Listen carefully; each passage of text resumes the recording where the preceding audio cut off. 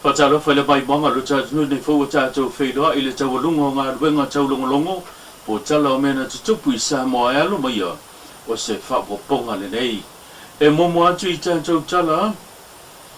o cha fi mo mo di le le se di i cha la bo we lu su ma le lima cha sanga le matua o no se fa la bena tu la mai la fi angos ile va ya so le nei o le nei fa la ve le fa pe fa mtalanga na ia fa o ile maliu se tasio tamai tolu suma le fitu tau sanga po se tasi fo ia li televou e fa pe ia sona so tanga fale ai ngai le ali po se ango o lo fa wo se su engal mtanga de ngolo le tu sai male nei fa la lave ma wa fa i lo fo ia se tasio su ia le mtanga de ngolo leo o le wa lima fo ia le mtanga de ngolo leo le la au malosi le sa fa tino ai ia le nei sodi nga tu la fono o le tatalo ma le tualalo mai le matanga venga o leo ile mamago le atunu ina ia faitete le faonga ino tulanga o la au malosi e le o se la au malosi ma fai ona e fa tino ise solinga tula fono e fa o ise fa lave se isi tangata o le tula mai o le fa lave ua ave ma se tulanga le popole ile matanga venga o leo ona o le faonga se leo tulanga o la au malosi o le vai so lava nei o le fo ina ma wai fo ia se tasi fo o ngai ngoinga fa sol tula fono lena fa o ngai se tasi fo o li televou po se tasi o tama televou fa su man tasi tau sanga le matua le soifua se la au malosi na te fa leanga inai pe ta fana inai mo li leolo o fa malama lama inai le ala tele e pe ona moli mawina se tasi o ta video le sa fa salala wina i dunga le upenga ta fa ilangi o tulanga ia wa mai ele fina ngalo o le mtanga venga o leo ele o sa o le faonga ina le la au manosi e pei ona moli mawina le neiva yaso ni ngai ngoinga fa sole tula fono le o faonga ai le la au manosi tau se sui le mtanga venga o lo ta fia le adi ila lo baba inga leo ma o se teimi yo la ba pe na ona fa ido ai ia le tulanga le aso le tula ia ilunga le fa msnonga e tali morianga o le fa o mia leo au penga matau tia ai mai se le faso tangata fa moina i se isi tala lanta mai e pei ona maua fo le nei mtaupu leo wa fa tino le fue lafo ale fio anga e tu sai ma le fa lave anga i le ainga po le ona ia fa tau wina le nei sori nga tula fono i nei si o tātou tala o tau tino se tasiu o tama po se tasi fo ia sui vai pula le parlemene mai le tumalo vai singano la tu te le toi mana na o ile fo mai o lo nga lue nei ile fale mai o le fai tumalo o le lato fo i pito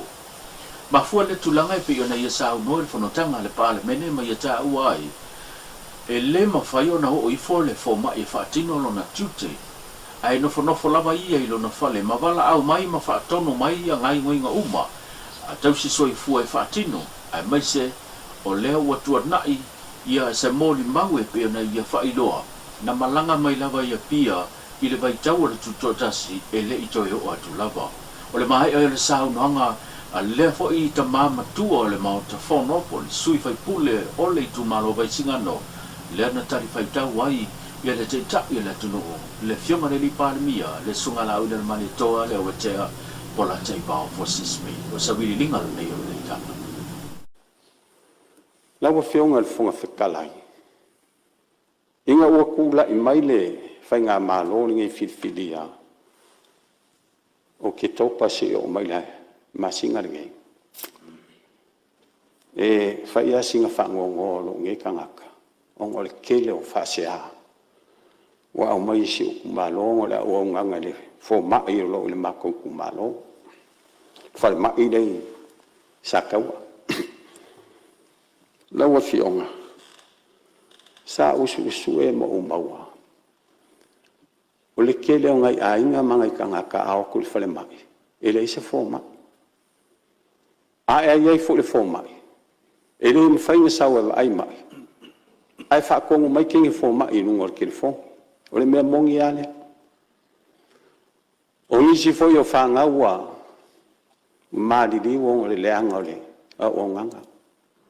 O kere kua ia kamai kai si soifuai. Kamai kai fo mai. Ai pe wha kuku lau kau kalanga. o le foma'i le makou kumalo o le kala fo'i le makou kumalo o le koe manga o le foma'i lea ua kele fo'i gai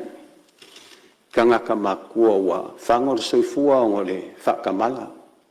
kele o kaimea oko i le isi foma'i le vaiaso le ge'egei galogo mai ai a'u o ke alu le falema'i o lo'o kigaiga sio'ukua'a o ke laku le falema'i o le fa'amagava le okisegi o fesili fa'amolemole po o ia se foma'i e lē fo'i se foma'i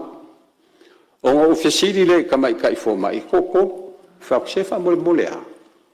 o fe o ia le kako foma'i ae fai mai le kala kamaika'i o le alu ia pia e failaga'oga galu a le kaimi o le kuko kasi o le ua le vaga'uma o le kuko kasi a le a le se foma'i galu akui fo'i le isi ali'i ka'ua koe ke a'u galu le falema'i e va'ai ae lako e lei fo'i se foma'i laua fioga le migisika mamalu o le makagaluega laua fioga le palemia o le maga'oga le makoe kumalo e le koe maga'o le foma'i lea o le tasi lenei matagaluega ua matua aveu mai ai le mataitu o le tatou malo ona lea o le tele o faafitauli i lenā maselaina o le matua i tele o faafitauli le soifua malōlōina le tautoga fiti nei taimi lenei ova ma le 12 miliona tupe le malo le avei tagata i fafo o le fesili la o mea kako foma'i e fesili lenā o le mea ea ua na ona gasegase o le atunuu faatiitia le va'alele ave lae fa'afoga mai le asosi a le au foma'i samoa sa au o atu tatou feloa'i ma talanoa o la le manu lauti fa'amolemole le asosi a foma'i se'i silasila i fa'afitauli o le ofisa o le soifua maloloi sila toto'a o ai o ai atua i le atunu o foma'i o le latou lea matafai o le toga fiti o tagata mama'i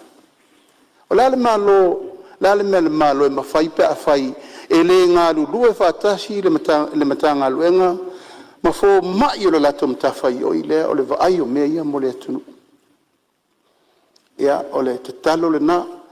o umana tatou feloa'i a fa'afoga mai le peresidene o falema'i ma foma'i mo Samoa o man tatou feloa'i o mafoina outou fa'afofoga i la'u augani atu a faisai ai le fe'ese'esea'iga sai ai futia ua sola masou alu ta'u ma le malo lea na outou saunoa mai ua 8,000 i le ise fanua e o i ai foma'i la lautali na fai nei a ua ave le fanua fai ai le ofisa tutotonu a foma'i uma i Samoa fau le latou fale le foi tapena le fale mo taina tausi soifua ona o lea le fa'amoemoe la lea e atugalu i ai le sui o vaisigana ma e lē alo'aloa fo'i fa'aniua le ale po o le tatou vaega fa'aufai fa'ailoa lagatauna fa'ailoa e lē na o vaisigana fo'i le tupu o le mea le foi kupu i sa foko fa mea no fo ma le foma'i loga fale le ikua e kalogoa ma le telefogi tuitiga o ma'i ai sa no fa'apeaina fai le mea lei le atunuu Inisio tatou tala ua whaadia se taso tina lo whaia le o onanga bisinesi jawia leo lo iai tono le maketo hia i savalalo le tulanga o lo iai ia le neiva i tau ma le nei taimi i le tulanga le maketi jawia e ui le tulanga o lo si itia mawalunga i le tau o le swa o le watele na si itia i manisi poi o le tau o le soifuanga o se whapoponga le nei o le nei tala Fafai mo fafsili ia o le vai tau ia o vai lava se sio ke le ia telefoni silu tau pe le anga i tau pe an sila fia tua o loa to titi lua vai yaso ia o loa fena vai yaso le fai na pati moina ni fanga tanga po fai va fo tu atu le mal pensi ia wa ia ira le si tanga i tau ia ai o le namia ia e kuna lava staff le la na va ai pe ia a faitar a ia lo fala vele tunu ia fa pa o tanga ia ale ai pa fa ia tala ko ona o tanga tala pensi ni ia o lo tu mau lava tau ko lo ka des tala ile space le hotel le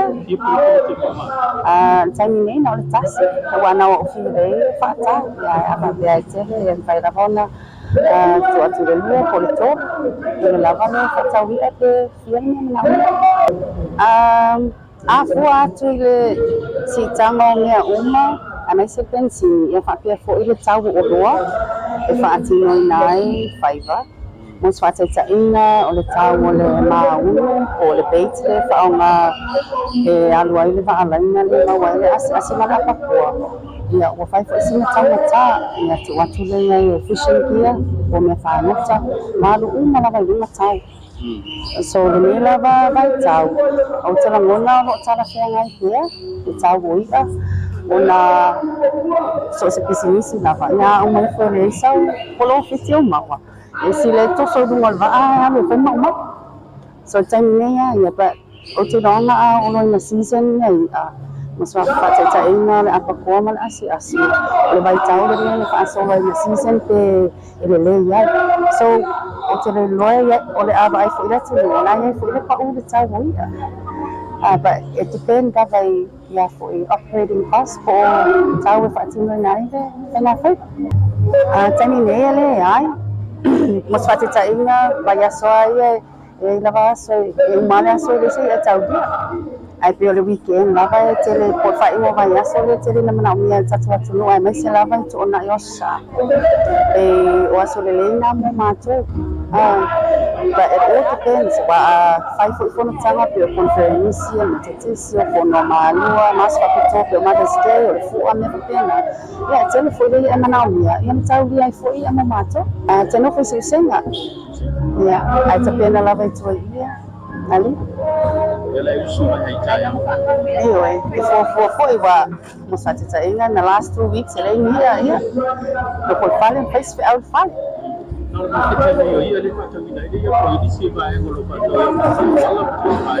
AI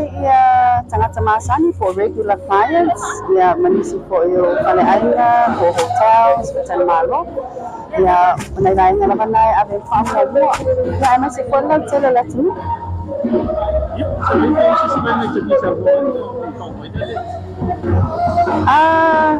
realmente ainda vai tuaile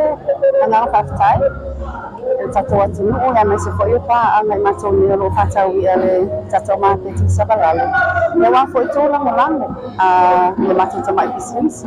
ele fa ngofie ya but tato malu fata si ya o tela ngona ma wala wi ata ngofie ya no fo sina me la fata wi mani tele fa ngone ma yaso fata Inisio chacho chala ua choi fausia le si fautasi o le fio amo pia o fono tanga le parlemene le neiva ya so le na sau no ai ia le tofia le tumalo vai monga numero 4 o ia fo ia se matai le fio amo pia le da ia fa ku pula ila na sau nonga o le ua choi ta pena pe o choi fausia le si fautasi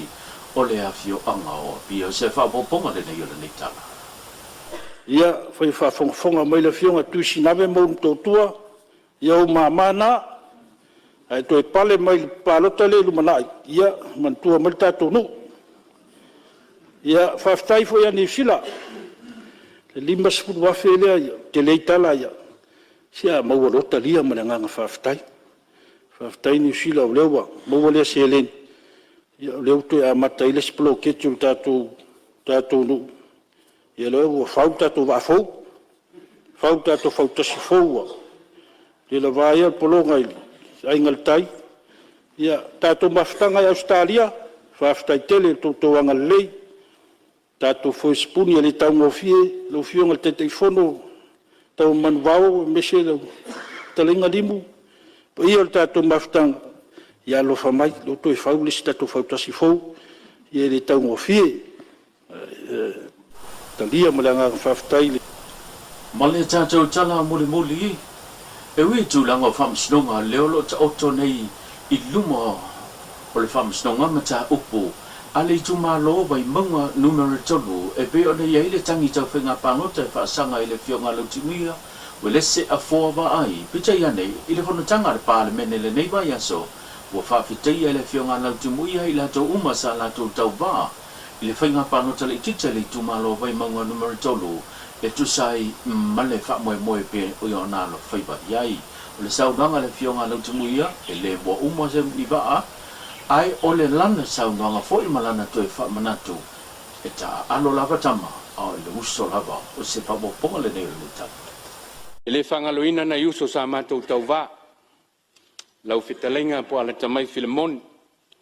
Lau whitalenga tua mali I tu pola fo mai. I lau fionga tei o li seu fiti. A mā lolo tu tele, mā lon sa. Moni le upu. Tau la palapa tama o le uso. A fo ina fatia o sola ona sa ilinga mā lo. Manatu au ta alonga whanau le atua le mua umoni wā. Wa unei o e tae au. Tu mau tanto no fel fani ma le ola ftausia o tanto wainga tanto ave yuta sanga I mai tanto faita ulanga fatas I le tua tau soa fatas le sa o tanto tu malo le fangaloina foi tamali mtoto fai langi le folaunga o esa mua I malai sa tau sa ina mai le nei tau tua e ala il to fai pule o tanto tu malo le fale vai monga a mata mai le uluai tu totas si tanto o tunu se o mai le nei pa inga mana tua pe malengang fa ftai so I foto tua sa o ta ua o ia o ona ia ina yo a inga uma mawo au me mai sa mo nei ma tunu I fa ftai tele fa ftai talo fa ftai langolango